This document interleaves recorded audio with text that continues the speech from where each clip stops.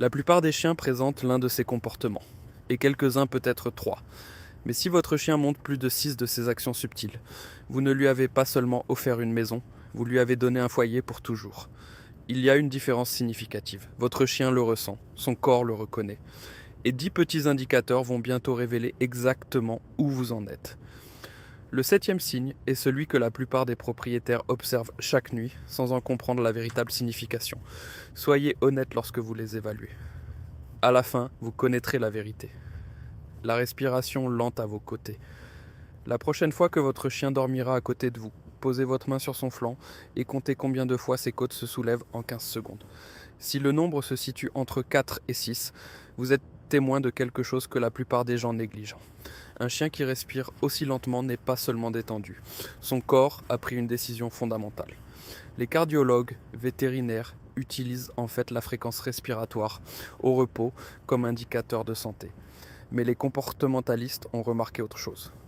Les chiens dans des environnements stressants, comme les refuges, les foyers bruyants ou ceux avec des routines imprévisibles, respirent plus vite même pendant leur sommeil.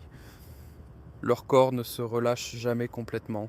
Un chien qui dort de telle sorte que sa respiration correspond au rythme lent de la pièce a cessé de s'attendre à ce que l'environnement se retourne contre lui. Pensez à la dernière fois que vous avez dormi dans un endroit inconnu, comme dans un hôtel ou dans la chambre d'amis d'une connaissance. Vous vous êtes probablement réveillé 2 ou 3 fois lors de cette première nuit parce que votre corps n'était pas encore convaincu de sa sécurité. Votre chien a fait la même évaluation la première fois qu'il a dormi dans votre maison, et depuis, sa respiration a enregistré sa réponse chaque nuit. S'il respire maintenant lentement et calmement à côté de vous, il vous a donné la seule réponse qui compte vraiment, l'orientation des oreilles. Observez votre chien la prochaine fois que vous êtes au milieu d'une conversation qui ne le concerne pas. Peut-être êtes-vous au téléphone, ou parlez-vous à quelqu'un dans la cuisine, pendant que votre chien se trouve 3 pièces plus loin. Faites attention à ses oreilles. Des chercheurs de l'université de Lincoln ont développé un système qui cartographie chaque mouvement musculaire infime sur le visage d'un chien, et ils ont découvert que 2 choses spécifiques se produisent lorsqu'un chien ressent une attention positive envers quelqu'un. Les oreilles se rapprochent légèrement au sommet de la tête et s'orientent vers l'avant. C'est la version canine de se pencher pour écouter une conversation. Les chiens n'orientent pas leurs oreilles vers n'importe qui. Ils les orientent vers les voix que leur cerveau a marquées comme étant les miennes. La voix qui signifie que le dîner est prêt, la voix qui annonce une promenade en voiture, ou la voix qui signifie que vous êtes à la maison. Si votre chien dort et que ses oreilles tressaillent au son de votre voix, avant même que ses yeux ne s'ouvrent, ce n'est pas seulement de l'instinct, c'est de l'attachement. Ils ne font pas cela pour tout le monde. Ils le font spécialement pour vous. Le regard de côté, avant de faire un pas. Votre chien s'approche de quelque chose de nouveau, un revêtement de sol différent, un objet inconnu dans le couloir, ou un étranger à la porte, et pendant une fraction de seconde, avant de bouger, il regarde votre visage. Pas votre main, pas l'objet, mais votre visage. Les comportementalistes appellent cela la réassurance sociale, et c'est la même chose que fait un bébé de 12 mois lorsqu'il rampe près de quelque chose d'inconnu. Il lève les yeux vers sa mère pour voir si tout va bien. Dans une étude de l'université de Milan, des chiens ont été exposés à un objet soudain dans la pièce, et les chiens qui avaient un attachement sécurisant avec leur propriétaire ont regardé le visage de leur propriétaire dans les 2 secondes. Si le propriétaire semblait détendu, le chien s'approchait de l'objet. Si le propriétaire avait l'air inquiet, le chien restait en retrait. Ils n'ont pas seulement lu la situation dans la pièce, ils vous ont lu. Les chiens anxieux ne font pas cela aussi souvent. Ils se figent ou paniquent d'un point d'eux-mêmes, car à un moment donné, ils ont cessé de croire que cette réassurance les aiderait. Un chien qui regarde votre visage avant de décider comment il doit se sentir est un chien qui vous a accordé la voix la plus digne de confiance dans la pièce. Vous ne l'avez pas mérité par hasard. Vous l'avez mérité en étant constant encore et encore, probablement sans même vous en rendre compte.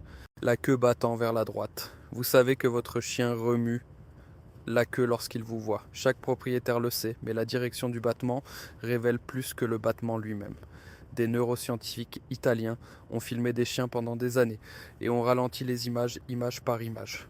Ils ont découvert que lorsque les chiens voient quelqu'un qu'ils aiment, ils remuent la queue de manière nettement plus prononcée vers le côté droit de leur corps. S'ils voient quelque chose de menaçant, comme un chien inconnu et agressif, le battement se déplace vers la gauche. Ce n'est pas une coïncidence. C'est contrôlé par 2 hémisphères cérébraux différents. L'inclinaison vers la droite vient de l'hémisphère gauche, le même côté qui est activé pour l'approche, la chaleur et les émotions positives. Votre chien ne décide pas consciemment de remuer la queue vers la droite. Son cerveau laisse l'affection traverser son corps. La prochaine fois que vous rentrerez chez vous, mettez-vous au sol et observez-le de dos pendant 3 secondes. Si la queue balance davantage vers la droite, vous venez d'être témoin du cerveau de votre chien disant involontairement la vérité. Il vous aime, il ne peut pas faire autrement, et maintenant vous pouvez le voir. La révérence de jeu que personne d'autre que vous ne mérite. Une révérence de jeu ressemble à un étirement, mais c'est en fait une phrase entière que votre chien vous communique. Lorsqu'un chien abaisse l'avant de son corps vers le sol, lève son arrière-train en l'air et maintient cette position pendant une demi-seconde, il dit « Quoi qu'il arrive ensuite, c'est un jeu, et je ne te ferai pas de mal. » C'est un contrat canin formel, utilisé entre les chiens pour initier un jeu, et il signale explicitement que toute morsure, poursuite ou bagarre qui s'ensuit n'est pas sérieuse. Les chiens sont extrêmement sélectifs quant aux personnes à qui ils font une révérence de jeu. Une étude de l'université de Bristol a révélé que les chiens qui jouaient à des jeux de tir à la corde et de rapport avec leurs propriétaires présentaient systématiquement des niveaux plus élevés de comportement confiant et sûr, sans augmentation de l'agressivité. La vieille idée selon laquelle le jeu rend les chiens envahissants a été complètement réfutée. C'est parce que votre chien ne vous invite pas seulement à jouer, il vous dit que vous êtes particulièrement assez sûr pour qu'il baisse sa garde avec vous. Votre chien pourrait utiliser le même mouvement avec n'importe qui, mais il ne le fait pas. Il le réserve aux personnes en qui il a confiance pour ne pas aller trop loin dans le jeu. S'il vous fait toujours une révérence de jeu après des années de connaissance, ce n'est pas une habitude, c'est une promesse renouvelée chaque jour. Le reniflement de salutation. Lorsque vous franchissez la porte et que votre chien n'explose pas simplement d'excitation, mais s'approche calmement de vous et commence à renifler votre main, votre pantalon ou votre veste. Faites-y attention, il vous lie. Des chercheurs de l'université de Bristol ont mené une étude dans laquelle ils ont recueilli des échantillons de sueur de personnes stressées et ont exposé des chiens à cette odeur, et les chiens ont pu la détecter. Lorsqu'ils sentaient le stress, ils prenaient ensuite des décisions plus prudentes et pessimistes. Votre chien peut sentir votre journée. Il peut sentir la dispute que vous avez eue au travail, la mauvaise réunion, les nouvelles que vous avez reçues sur le chemin du retour et le fardeau silencieux que vous pensiez avoir laissé sur le pas de la porte. Le reniflement de salutation est la façon dont votre chien prend votre température. Et les chiens qui le font doucement, sans vous sauter dessus, ni vous lécher frénétiquement, sont des chiens qui ont appris que leur propriétaire a peut-être besoin d'une minute.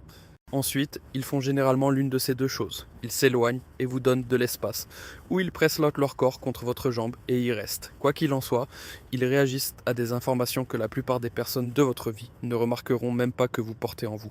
Ils vous aiment dans le langage de l'odorat, et ils le parlent à eux couramment, depuis plus longtemps que vous ne le réalisiez. Le regard à travers la pièce. Vous lisez sur le canapé, regardez la télévision ou faites la vaisselle, et votre chien est ailleurs dans la pièce et ne fait rien de particulier. Si vous levez les yeux exactement à la bonne seconde, vous le remarquerez. Il vous regarde. Pas un regard fixe, pas une mendicité pour quelque chose, juste une observation avec des yeux doux depuis l'autre bout de la pièce. En 2015, une équipe de recherche japonaise a publié une étude dans la revue Science qui a changé tout ce que nous pensions savoir sur l'amour des chiens. Lorsque les chiens et les propriétaires se regardaient tous doucement dans les yeux pendant 30 minutes, les propriétaires enregistraient une augmentation de l'ocytocine de 300% et les chiens une augmentation de 130%. L'ocytocine est la même hormone qui lie les parents humains à un nouveau-né. Les loups, élevés par des humains, ne montraient pas cette réaction. Il s'est avéré que c'est quelque chose que les chiens ont spécifiquement développé pour nous aimer. Pensez-y un instant. À un moment donné, au cours des 15 000 dernières années, les ancêtres de votre chien ont reprogrammé leur cerveau pour libérer des hormones d'attachement lorsqu'ils vous regardent. Pas avec d'autres chiens, mais avec vous. Et les chiens qui font cela le plus, qui observent calmement leur personne de référence à travers la pièce, sont les chiens qui ont construit la version la plus profonde de ce cycle. Si vous levez les yeux ce soir et surprenez votre chien en train de simplement vous regarder, c'est exactement ce moment. Vous êtes le visage pour lequel son cerveau libère de l'amour. L'ébrouement après quelque chose d'éprouvant. Après qu'un événement stressant s'est produit, un orage, une visite chez le vétérinaire, un bain ou un visiteur qui est resté trop longtemps, observez ce que fait votre chien dans les 30 secondes qui suivent. Il se lève, se tient fermement et secoue tout son corps, comme s'il se débarrassait de l'eau. Il n'est pas trempé, il n'y a pas d'eau. Ce qu'il fait en réalité, c'est réinitialiser son système nerveux. Les écologistes du comportement ont étudié cet ébrouement pendant des années. Et c'est la façon dont le corps passe du mode combat-fuite au mode repos. Les muscles se détendent, le cœur bat plus lentement, et le chien se dit physiquement « c'est fini ». Les chiens qui vivent sous un stress léger et constant ne font pas cela. Ils restent piégés dans un état légèrement tendu pendant des heures après la disparition du déclencheur, car leur corps ne reçoit jamais la permission de lâcher prise. Un chien qui s'ébroue après quelque chose d'éprouvant, puis se couche et respire lentement, est un chien dont le corps a confiance que le reste de la nuit se passera bien. Cette confiance doit venir de quelque part. Elle vient du fait que vous ne faites rien de dramatique, mais que vous êtes simplement le calme prévisible qui s'installe après chaque tempête. Ils ont appris ce schéma, leur système nerveux l'a mémorisé, et maintenant leur corps le leur rappelle chaque jour. Mangez lentement. Certains chiens inhalent leur nourriture comme si la gamelle était en feu. C'est une programmation de survie. Mangez maintenant, ne rien garder, restez vigilant. Ensuite, il y a des chiens qui mangent, lentement, qui s'arrêtent au milieu du repas pour vous regarder, ou qui se détournent d'une gamelle à moitié pleine et reviennent 10 minutes plus tard. Ce chien se sent en sécurité, profondément et totalement en sécurité, d'une manière que la plupart des chiens sur Terre ne connaîtront jamais. Dans la nature, manger est l'une des activités les plus vulnérables qu'un animal puisse faire. Tête baissée, distrait, dos sans protection. C'est le moment où les prédateurs attaquent un watch. Manger rapidement est un comportement de survie qui dit « fini avant que quelque chose de grave n'arrive ». Lorsqu'un chien ralentit, cela signifie qu'il a classé la gamelle dans la catégorie « ne va pas s'enfuir ». La nourriture sera toujours là dans 10 minutes. Personne ne viendra la lui enlever. Il peut en fait goûter ce qu'il mange pour la première fois. Les chiens de sauvetage ont souvent besoin de mois pour apprendre ce calme, et certains ne le font jamais. Certains mangent comme s'ils étaient toujours là, d'où ils viennent, peu importe depuis combien de temps ils sont en sécurité. Si votre chien mange lentement, s'éloigne et revient, vous ne l'avez pas simplement nourri ce soir. Vous l'avez nourri de manière si constante et pendant si longtemps que son corps a cessé de compter. La décision de revenir. Vous êtes dehors avec votre chien. Il est sans laisse dans le jardin ou dans un espace ouvert et sûr, et quelque chose de l'autre côté du pré a attiré son attention. Il part en courant. Il renifle partout. Il fait ses trucs de chien. Et puis, sans que vous l'appeliez, sans friandise et sans ordre, il revient. Il s'assoit quelque part près de vos pieds et y reste. C'est tout l'attachement résumé en une seule phrase. Les comportementalistes animaliers de l'Université de Vienne ont un nom pour cela. Ils l'appellent l'effet de base de sécurité.